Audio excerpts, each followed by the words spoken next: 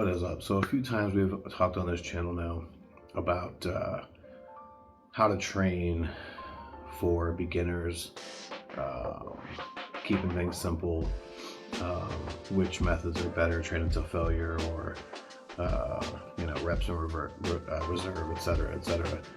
I just wanted to take a few minutes to do a little bit of a deeper dive into something like that.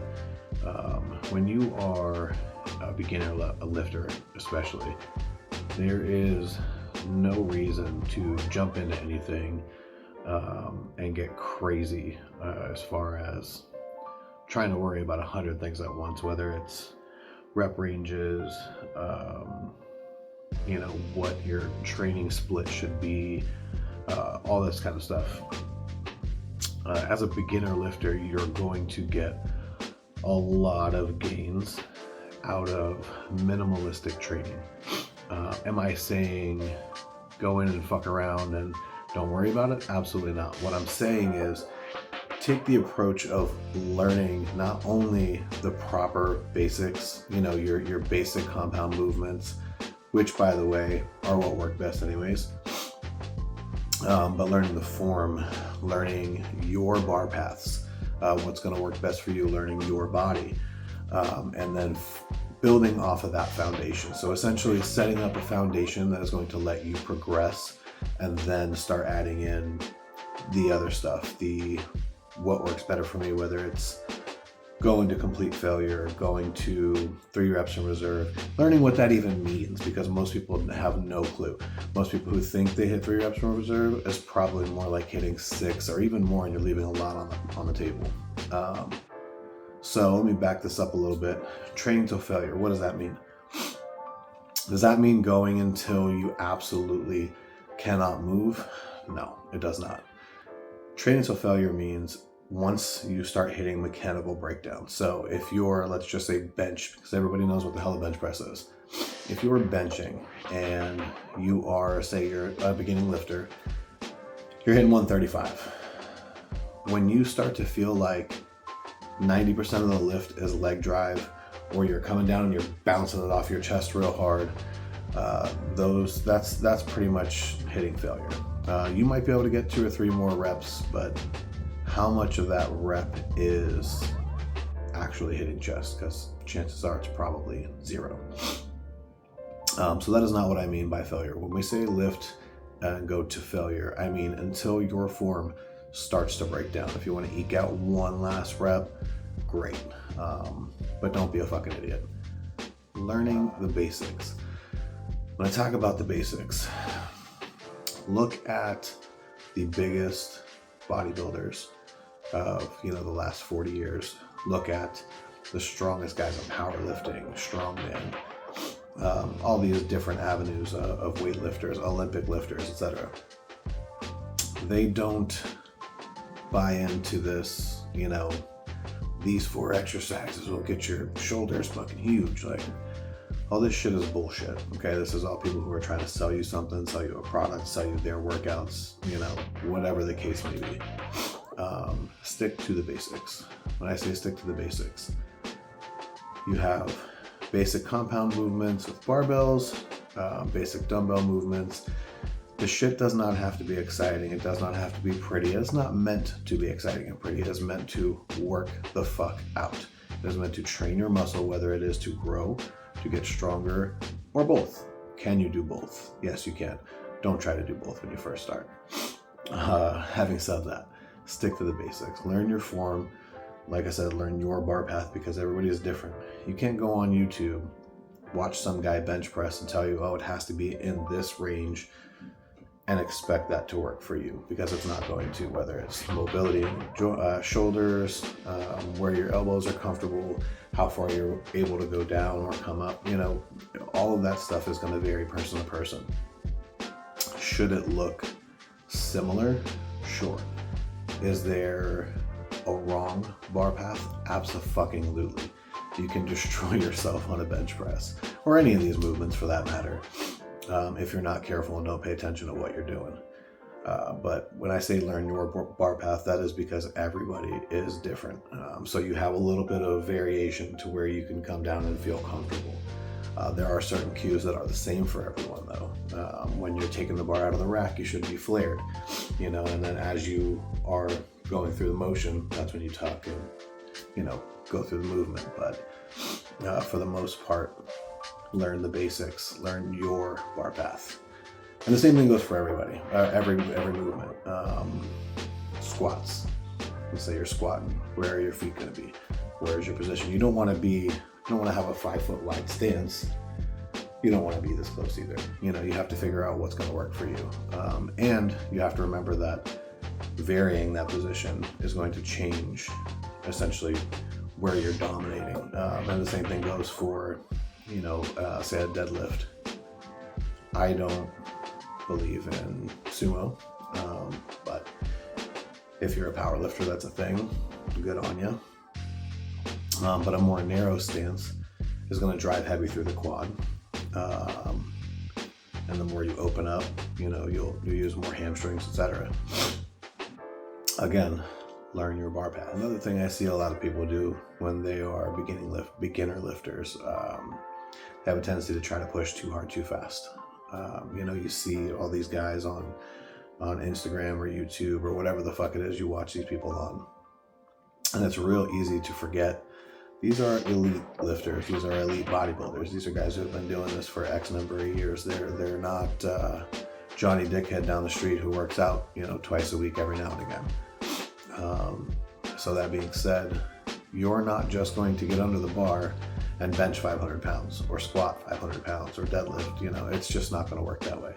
You have to be smart about where you start. Be realistic, and remember, strength is relative. If you're somebody who's going for physique, you don't have to worry about it. You really don't. You don't have to. Nobody gives a shit what you bench. I promise, that's not a thing. So you have to remember, one, like I said, strength is relative. If you look at somebody and you say, holy fuck, that guy's, you know, deadlifting 600 pounds, he's strong as shit. What did he do to get there? You know, some people are just naturally strong, but what did he do to get there? So if you were somebody who's going for aesthetics, you know, lift heavy, of course, but lift heavy relatively. So if 300 pounds is heavy as shit to you, that's what's heavy. If you were someone who is lifting to get strong, or maybe you want to get strong and big, you know, change your system up, work through both. Progression is key. Make sure you're tracking, whether it's old school writing it down with a fucking pen and a notebook, or, you know, we all have fucking computers in our pocket. So, and there's a million different apps to track and keep track of what the hell you're doing. So you want to progress, whether that's 2 pounds every week, 5 pounds every week, whatever it is. Added volume, all this shit works. For doing strength and size, I like doing 5x5 and like a 5x1. So, you know, it would be 5 really heavy singles. So we're just going to use 100 pounds as an example for easy math. But if we're going to go with deadlift, your deadlift's 100 pounds. You're going to do 5 heavy singles at about 85%, so 85 pounds. And then you're going to back off another 10%. You're going to drop it to 75 pounds, and you're going to do 5 sets of 5. Now, when you can complete those, and after that 5th set, you hit all 5 and feel like maybe you had 2 or 3 more reps, next week, you bump it up.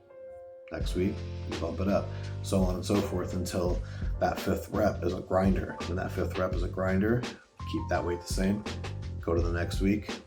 Maybe you hit 2 or 3 reps. That 4th and 5th rep go fairly easy, but they're not quite there. Keep it there the 3rd week. That 5th rep hits easy. Boom, there you go. Jump it up. And don't think you have to jump up 25 pounds every time, because that's going to be unrealistic. It's just never going to happen that way. The first few weeks, you might be able to do some pretty big jumps, or even, you know, you'll go 2 or 3 weeks and then hit a big jump. But remember, stay realistic. Your numbers are not going to continue to go up. It's not realistic. If that was the case, people would be lifting astronomical figures, you are going to hit times where whatever you're lifting, your 85%, 75%, might stay the same. It might stay the same for a month. It might stay the same for 2 months. It's just how it works. You have to stay realistic with what you're doing. Key points I think a lot of people fail on. Slow the fuck down. You do not need to try and jump into this and get fucking crazy in week 1, week 2, week 3. It's just not realistic. All you're going to do is hurt yourself. You're going to end up on one of those fucking gym fail videos that Chris is over here laughing at you about. That being said, slow the fuck down. Take your time and remember, this shit can fuck you up. It's real easy to miss and hurt yourself. And I promise you, you do not want that. Especially if you are just really getting into the groove and you're kind of hitting your stride, and then bam, you fuck yourself up and you're out for 6 to 8 weeks. Guess what? You're starting all over again because you decided to be an asshole. So take your fucking time. Nobody gives a shit what you're lifting, I promise. And you cannot expect this to happen overnight. Whether you're coming down from being heavy, or whether you're a skinny dude, or whether you just want to get strong and you're not that strong yet, nobody gives a shit where you're at, I promise. Take your time, make it work. You didn't get where you are overnight. You're not going to get to where you want to be overnight. It takes time. Having said all that, lift with a spotter.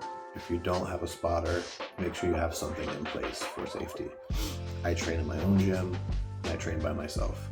But when I'm doing something heavy, I always either have a rack set up for some safeties, or I make sure I have my out, whatever that's going to be. Whether it's I make sure I have room to toss whatever I'm lifting, or dive the fuck out of the way if it goes wrong. Make sure you are set up with either a spotter or safeties, because again, this shit will fuck you up, and you don't want to get hurt at all, much less when you're really getting the stride of things. It's just, nobody wants to start over. I promise it sucks. I've torn my bicep. It had nothing to do with not having a spotter or anything like that, but regardless, it does suck. I didn't train for a year, and I can assure you, coming back into it, it was hard to get that same groove, so be smart. Obviously, another big one is your food. People are real quick to jump into this full-scale diet, and I hate the word. I just do. It's just your food. It doesn't, just because you're eating clean food or healthy food doesn't mean it's a diet. It's just your food. But a lot of people want to jump in and literally dive in head first. You can't go from eating like a complete piece of shit every day, taking your fat ass to McDonald's twice a day, and then eating pizza, and then eating tacos, and whatever the fuck else it is, and expect to just go to a full, clean scale food and be okay. It's not going to happen. It's not going to work, especially if you're somebody who's done it for a long time. You want to treat it like your weight training program. Progression. That doesn't mean if you're eating 6,000 calories of garbage, jump down to 5,500, then 5. I'm not saying crawl, but don't try to run. Do not try to run. Look at it on a daily scale. If you're someone who eats out 3 times a day, try taking 2 of those meals away, replace them with clean meals, and then have your shit meal or whatever it's going to be. But also track everything. Don't change anything the first week. Track everything and see what you eat in a month. In that week. Just say you average 5,000 calories a day. Okay. If you replace 1 or 2 of those meals, now you're eating, 4,100 calories a day, or you're eating, 3,800 calories a day. You can see how that week's going to progress. Then you change it and you can say, all right, I dropped, 1,200 calories, and that first week I ended up losing, 3 pounds or something. Obviously that's not going to be realistic. It's not going to stay that way. It's impossible. But then you can figure out from there, how comfortable was I? How satiated was I? So on and so forth. Then you can start to make another change. Okay, I went to 38. Now I'm going to go to 35, or I'm going to go to 32. until you get to whatever calorie intake you need to be at. Now, this is assuming you're a bigger person. Let's just say you're not, but you still eat like shit and you want to clean it up. Okay, we can work on hitting the same calorie count, but cleaner. Because I'm telling you right now, yeah, it's calories in, calories out for your weight. But do you think 3,000 calories a day of McDonald's versus 3,000 calories of clean food, do you think those two people are going to look the same? Not going to happen. One's going to look like a complete bag of shit. The other one's going to look pretty good. So don't try to jump in head first. Take your time. Track everything. And I mean everything. There are 100 different apps. There are free ones that you can use that work just as good as a lot of these paid apps. You don't need to have some fancy shit that syncs to your fucking watch and your phone and computer and 25 different other apps. It doesn't need to happen that way. Just track your fucking food. Be smart. Use a little common sense. The last tip I would give, especially to the beginners, is stay away from the social media bullshit. A lot of these guys look great. A lot of these guys know what the hell they're talking about. But like I said earlier on, most of these guys are pushing something, whether it's a product, programs, et cetera, and they didn't get to where they are by doing the bullshit that they're pushing. They got to where they are by sticking to the basics, just like everybody else has for, like I said, since the dawn of time. The best powerlifters, the best bodybuilders, the best strongmen, they do the basics all the time. Same workout, different fucking shirt. Get that through your head and you will be okay. You want to go watch fucking, like I said, Johnny Dickhead on social media do his bullshit because it's entertaining, more power to you. Check it out, watch it, love it. Just don't fucking live it. Don't buy into the hype, don't buy into the bullshit. Stick to the basics, figure out your routine that's going to work best for you, and you will succeed. I guarantee it.